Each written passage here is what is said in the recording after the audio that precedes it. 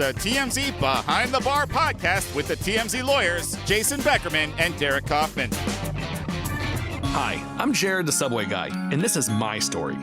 So from January of 2000 to July of 2015, Jared Fogle appeared in over 300 commercials for Subway, amassing a net worth, reported at least, of $15 million. Staggering. He became, without a doubt, the most recognizable product pitchman, I think, in American history. Yeah, I can't think of anyone. Maybe the Time to Make the Donuts guy? Yeah, maybe. He was kind of big. Mr. Whipple. That's really dating yourself. Yeah, Mr. I know, Whipple. that's what I got. During the same period, he was married twice, both ended in divorce, had a couple of kids, and, was charged and eventually convicted on a series of child sex and pornography charges. And now his most recent ex-wife is seeking a fortune from Subway for what she says was their taking advantage of her and her children. I'm Jason Beckerman. I'm Derek Kaufman. Derek, tell us a little bit about Katie McLaughlin had to say. Yeah, so Katie McLaughlin was is now Jared's ex-wife. They were married in 2010, and she just filed a big lawsuit, Jason. She filed a lawsuit against Subway on behalf of herself and her 5- and 3-year-old kids with Jared. And what she basically says are two things. She gives a little bit of background. Jared, lost all this weight, becomes a Subway phenomenon, as Jason was describing. Over 15 years, the company explodes too, Jason. Yep. From $3.1 billion in sales to $11.5 billion. The company really benefited. And by the way, I read somewhere that Subway ascribed 33% of their value to the Jared Subway ad campaign. It's remarkable. When I was reading about this, back in 2000, they were a medium-sized food chain. Yeah. I mean, they were a sandwich food chain, but they weren't on the scale of these McDonald's and things like that. Now they are. They're tell me very big. again, how much? What's the size of They Subway? exploded over 15 years. So the 2000 to 2015 period of Jared's reign, let's call it, was $3.1 billion to $11.5 billion. And remember, in revenue. And 1/3 of that, which they ascribe to Jared, is anywhere from $1 to $3.5 billion. It's staggering. It's an incredible jump. So Jared, over that time period, as you said, made $15 million during his tenure. He actually had just signed a new contract about 2 years before everything fell apart. Yep. So he was re-upped.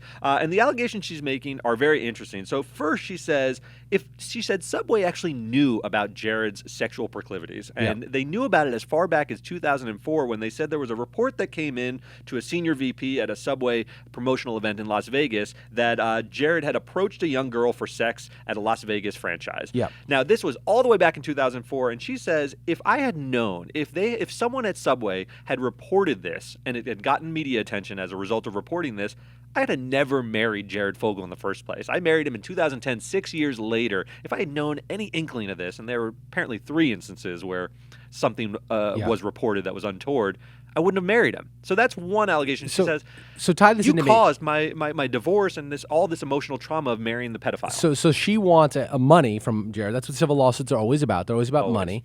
She wants, and not a bad thing. That's just the way our system works. So she wants money from Jared. Why does she think that Subway should pay her money for, I guess, allowing her to be duped into marrying a pedophile? Well, we're going to get into that. You want to get into that right now? Oh, I don't know. Do you have a pacing? I wanted to tell you the 2 things she said, then we'll circle back to that. All right. But the 2 things she said, the second thing she says is that Subway actually, around 2015, pivoted. They said the weight loss story is getting stale. It's 15 years old. He lost 225 pounds. He's been a thin man or a normal-sized guy for 15 years. They pivoted, and they wanted to start promoting Jared, who is still very valuable, as a family man. Yeah. So they launched a commercial campaign of Jared the family man, and there's a cartoon commercial that was put out around March before everything fell apart in July of 2015, and it's a cartoon commercial featuring him and his 2 kids. And she says, you had no right to put my likeness or our children's likeness in your promotional campaign. Absolutely no right. I never authorized this, and therefore you have breached our right of likeness. All right, so the likenesses, these are exact. I mean, I've seen this commercial, and it's on the YouTube page if you want to take a look at it. Right. But it really is the exact likeness. They're kind of his uncanny. Wife and the kids. These are clearly them. So let's go back. You asked the question, Jason. Yeah. You said, what is she really saying Subway should have told her? Because I don't think that Katie really thinks that Subway had to call up Katie and say, hey, we got to report, because Katie's nobody at that point in 2004. What she's saying is they had a duty to report. She's saying Subway owed me a duty. And what she points to is actually pretty interesting. They're in Indiana, remember? They own a house in Indiana. That's where he's from. She points to an Indiana code provision that says, in addition to any duty you owe to report, an individual who has reason to believe that a child is a victim of child abuse or neglect shall make a report. There is a statute that says there is a duty to report. I'm not so sure Doesn't this apply. gets her where she wants to go. It's a clever type of legal argument. What's this really about, though, Jason, those kind of statutes? Well, this is really about people who witness child sex crimes or hear a confession, which is actually what happened to Jared and what got the FBI turned on to him. Hear a confession from the perpetrator of the crimes, and then they have a duty to protect a particular child from the actions. The allegations here are that they had heard unsubstantiated claims or heard an unsubstantiated report that this might be happening. And I give Subway the benefit of the doubt here that if they actually knew that Jared Fogle was engaged in child sex and child pornography, they probably would have taken steps, not necessarily to let Katie know, but to cut ties with him because they don't want, and, they got very embarrassed in 2015 when this happened. Sure. They would have wanted to nip that in the bud. And like you said, if they witness something, they actually have a legal obligation. Now, let's put the moral obligation aside. Maybe she's saying they have a moral obligation, but here we are in a lawsuit. She's going to have to prove they had a legal duty to say something. I'm not sure this gets them there because also the language says you have to have a reason to believe. An unsubstantiated report doesn't really get you there. It just doesn't. And this is going to be a big problem, we think, in her lawsuit because all torts, you have to owe a duty to someone. If the person is saying they were harmed by you, they must owe you something in the first place, right, Jason? That's a fundamental part. Maybe we get to damages, though, which is where I think she really falls apart, right? She says that she wouldn't. That's the close question. She wouldn't have married him, but had she known. And because her reputation and her life is ruined as a result of the marriage and the affiliation with Jared Fogle, therefore she's been damaged. And that's certainly an element of damages. You can suffer emotional damages. We're all very familiar with that. Right. It's hard to monetize them sometimes, but you can. But you can ascribe some monetary value to it. But I think she's got a big problem. She has 2 wonderful children as a result of this union. Right. And she's saying my life is ruined. The only way she wins is to say my life is ruined as a result of this man. Right. I would never have married him had I known. But therefore, you also wouldn't have your 2 wonderful children. How's young Jared Jr. to feel about that sentiment? It's sort of an awkward statement. The other big problem is Jared made a lot of money. So you have to put in the ledger of whether she was harmed, what benefit marrying Jared gave her. And over the course of his 15 years there, they were married in 2010, so maybe not all of it is community property, but a lot of money, millions of dollars, a fancy house, and that sort of lifestyle were afforded to her. Those are really benefits of marrying Jared. And if you're going to say you're harmed, you have to be harmed more than that, right? Yeah. You got to get over that hurdle. There are a bunch of problems. I mean, damage is a big one. Now, we don't know how much Jared had to pay out restitution to his victims. He also is likely to be sued civilly for the crimes for which he's been accused. And he has been sued civilly. And has been sued civilly. He's going to actually, what I meant to say, he's actually going to have to pay money out on those suits. So how much money she's going to be left over with. But I really think ultimately, and this is sort of like kind of the thing you learn as a first-year law student learning torts, is you got to show that Subway had any obligation to her in the first place whatsoever. And I just don't think they did. It is not the case that anybody who has any suspicion that somebody might be engaged in illegal conduct has an obligation to inform the wife of the person engaged in that illegal conduct of it to protect her. That's just not a duty that we as Americans have. And look, she's trying to make an end run and say if he had reported it, then it would have become a news story. Jared's a celebrity. If they reported to the upper echelons, that would have leaked and Jared would have been known earlier and I would have never married him. She's not saying they had to call her directly, but still, it's going to be an awkward fit with this kind of statute. Yeah. She's trying it, and simply I think doesn't, it's clever. It simply doesn't apply to Subway. It really does. And plus, factually, she's wrong. I mean, it seems, I shouldn't say that she is wrong. It seems that she's wrong. I read the reports, and it seems like she says 2004.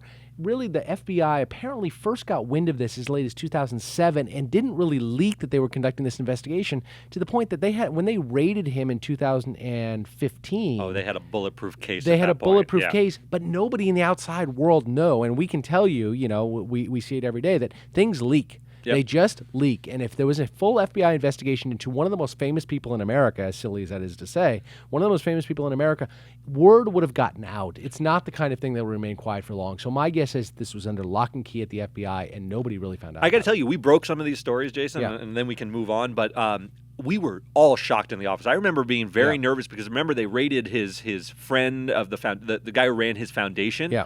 And at first I said, we got to be really careful. Maybe he's just a witness to all of this. Maybe he's not at all locked up in it. And we were very careful when we were crafting these stories because a lot was unknown. This was a shock to the system. It really was in 2015. Right. So the second element that Derek talked about in terms of the lawsuit that she's filed is she says, there was this animated commercial. Again, you can see it as part of this podcast on the YouTube channel. There was an animated commercial that Subway released, and it featured Jared and his kids and his wife, animated versions of them, likenesses of them, frolicking, and Jared does the voiceover that you heard at the top of the podcast. And she's saying, look, I never gave my consent for Jared to put me in this commercial. I'm sorry, for Subway to put me in this commercial, and I certainly never signed off on allowing my kids to be put into this commercial. Jared did those things on his own. Subway, you owe me money for using my and my children's likenesses without our permission. But Jason, they were married at the time. Yeah, if Jared was the father of a harmonious marriage and he was a family man, can't he go out and sign them up for this? Well, yes. I mean, the answer to the question is yes. I mean, there's two things, right? Number one, her consent. Yes, Subway would need her consent in order to do. A husband has no right to. I mean, this is not the 1940s, right? No right to sign his wife up to appear in commercials without her consent. But let's put her aside for a second. Let's focus on the kids. The question is, you missed the 40s though. Yeah, you could just sign up your wife for commercial advertisements. Yeah, my wife couldn't be like a working mom and making money for the household it's as true. well. Yeah, be weird. Yeah, I know. Anyway, she's saying one parent does not have the right to sign up the kids for a TV gig like this without the other parent's permission, and she says she never gave the permission. She's actually wrong in one very important respect, and that is Subway would have an appearance release form. Everybody does, and they have these contracts, and the one parent absolutely has the right to sign the kid up. Now, in most states, in many states, you're obligated to get court approval for the contract, not... Oh, for minors contracts. For minors contracts, right, just to make them binding. So if the kid comes back later on and said, hey, I don't want to do these commercials anymore, Subway couldn't say, well, we have your contract, therefore you have to. They could say, no, you never got the court sign-off. That's a different issue. That's like to protect Jackie Coogan back in the 20s, who his parents took all his money. That's a slightly different issue. But it doesn't change the fact that Jared Fogle can absolutely sign an appearance release for the use of their likeness in this commercial without his wife's permission. You can bet there is only one signature line on the form that Subway had Jared sign. He signed it. Subway can absolutely use it. Now, that's parental consent. That makes sense, though, right, Jason? Because when they're dealing with Jared, he appears to have the authority to bind his kids, right? I'm their father, and I think this is in their best interest, and I'm going to sign them up. And think about the alternative. Think about if every time that anybody signed up their kid to be in a commercial or a television show or a movie, the studio had to make an independent determination about where is the mother, who is the mother still in the person's life, does the mother have status in the court's eyes to actually speak on behalf of the kid. In this day and age of non-nuclear families, it would be nearly impossible. The onus to put that on a studio or a television producer or whoever it might be, or in this case Subway, would be extraordinary. What an administrative nightmare. I mean, that would never be the regime that would be efficient. Right. Does that necessarily mean, Derek, that the spouse is SOL on this and they just have to throw up their hands? No, I don't think so. I think what she could do is go and try to challenge it after the fact, right? She could say, okay, fine, you two made their contract. It seems to be binding. I'm going to go in and seek to invalidate it. Because it's not in my kid's best interest. He's losing. I disagree with Jared. He's losing school. He never ran it by me. This is a bad way to raise our family. Right. And it's quite possible that she could get that set aside. It doesn't change the obligation to Subway necessarily, but it certainly changes the, whether or not a court is going to allow that contract to be rescinded by the Fogles and by the mother in particular. The big difference is, and this commercial ran 2,300 times, and she's looking for damages for all of those uses. Now that, even if she were successful in getting it rescinded and set aside, I don't think she's going to be able to hold Subway accountable for damages for the use of it when they had the authority in the first place. From the father. Right. She can stop the bleeding, but she can't collect damages for it. So Derek, look, the law is one thing, of course, but there's just sort of practical aspects of co-parenting, between a husband and a wife. You kind of make decisions on behalf of the kids. You guys both get together, and I think that ultimately it would sort of be a co-parenting decision about who would make a decision about whether or not to allow the kids to be in these commercials. Yeah, well, I'm not so sure about that. I mean, look, the couple has enough responsibility. They trust each other enough to have a child and make a family. I think you trust each other enough to let one make a decision that binds the family. I mean, you just trust that other person so they can go ahead and do what they want. Oh, you think so? I think so. Because I happen to have a guest on the phone who I think has a different sort of outlook on these things. Mary, you there? Yes. Jeez, Jason. Did you call my wife? So we have Mary Kaufman, Derek's wife, on the phone. So I sort of teed this up for you because I knew exactly where we were going to go, and I wanted to give Mary an opportunity to respond. So Mary, Derek has just thrown out the idea that if your daughter, if he wanted your daughter to appear in television commercials, he could just sort of walk down to the studio lot somewhere, and knowing people within the studio system, he could just sort of sign her up and really not let you know about it until after it was over. What do you think about that? I think that he should know better because that's legally not the case. My wife is also a lawyer and apparently has a different opinion, different legal opinion. Well, putting aside the legalities of it, what would your response be if Derek came home and he said, "Hey, Nixie's going to be in the next Pampers commercial"? How much is she being offered? He signed her up for scale. So it's going to be $200 for 3 months' work. We got to get a better deal then. You want to void the deal immediately. Now, what if I came home with a bag of cash for our brand new pool? It's an open discussion. Okay. You're all right. still very upset with me. Hold on. Now we have a negotiation. How about enough money that Mary never has to work again as long as she lives? Oh, wow. He sweetened the deal, Mary. Our daughter is really important. She's a real star. So Derek has enough tether to make these decisions, provided that it inures to your benefit monetarily. Is that what I'm hearing? Yeah, and I am actually responding this way because I think the opposite is true, is that I could make the decision on my own and just forge his signature on the contract. I see. So you trust this in one direction, but not the other. So you can make decisions that bind me, but it doesn't work in both ways. Yeah, we all know that. I mean, I've known you guys for some time, and I'm quite aware that's the way it works. Okay, then it's resolved. Jason, let me just say that this would never happen because Derek would come to me and ask me to negotiate the deal. You do want to load up for Bear. Yeah. You get Mary involved when you really want to get something done. Mary, having worked with Derek for a few years now, I understand exactly what you mean. Well, it's been wonderful to have you, Mary. Thanks for joining the podcast. Mary Kaufman, thank you so much for calling in. Appreciate it. No problem. Thanks. Bye. So that was a lot of fun. Thanks for inviting my wife on the show without my knowledge. That was great, Jason. I've already laid the groundwork, Parker, that you are not allowed to reciprocate. Oh, that's what I was going to say, No, because revenge is a dish best served the next episode. But anyway, that was a lot of fun. But really, if we circle back, it seems like a pretty bleak picture for Katie here. I mean, Katie filed a big lawsuit. She looks like she hired some fancy lawyers.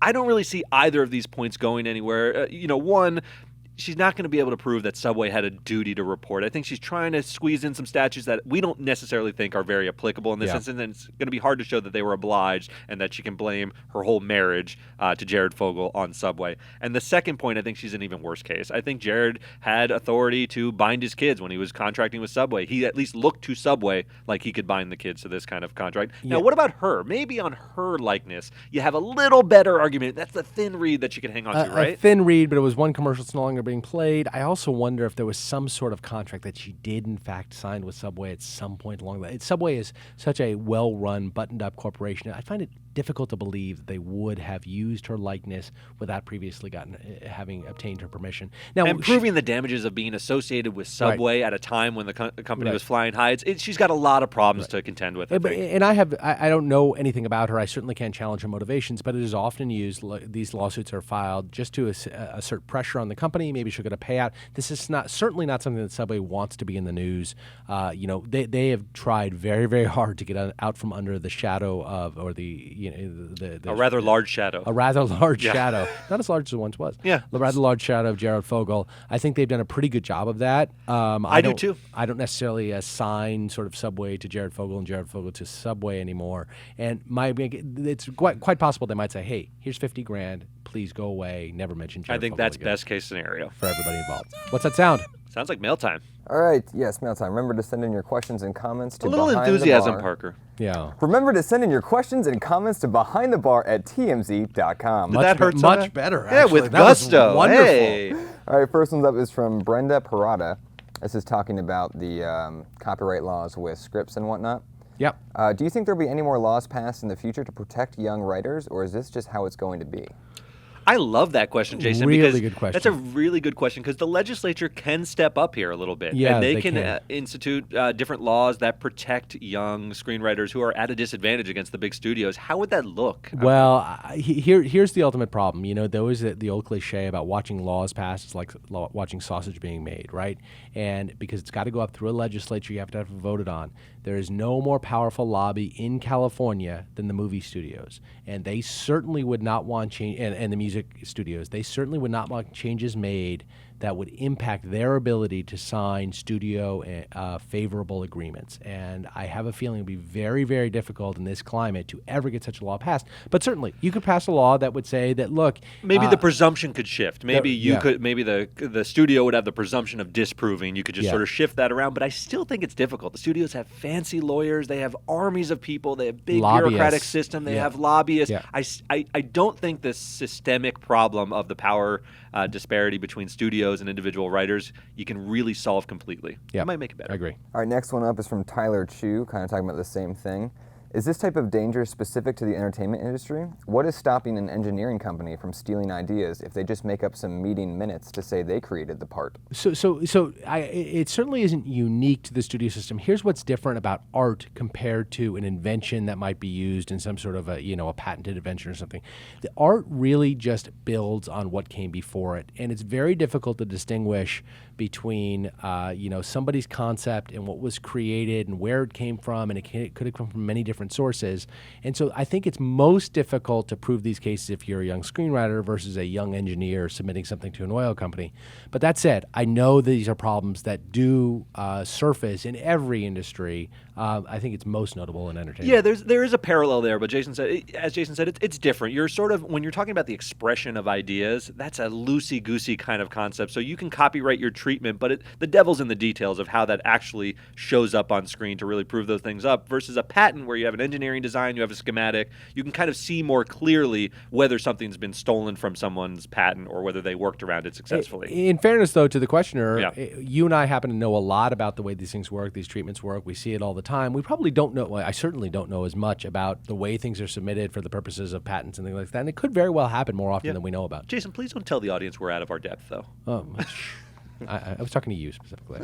I'm always out of my depth. All right, last one's from Stella Nova. This is too long and too nerdy to sit through. I was expecting a short clip where they just show the team in the office and make some jokes. Stella Nova, I don't believe that's your real name. Yeah, I don't know. And I don't know why you'd expect anything other than long and nerdy when both of us are combining forces. You know what, Stella? We're going on for another 12 minutes. So, consent to use your kids in advertising. What do you think about the duty report? That is it for Mail Time. See you guys. Thanks so much for tuning in. Bye.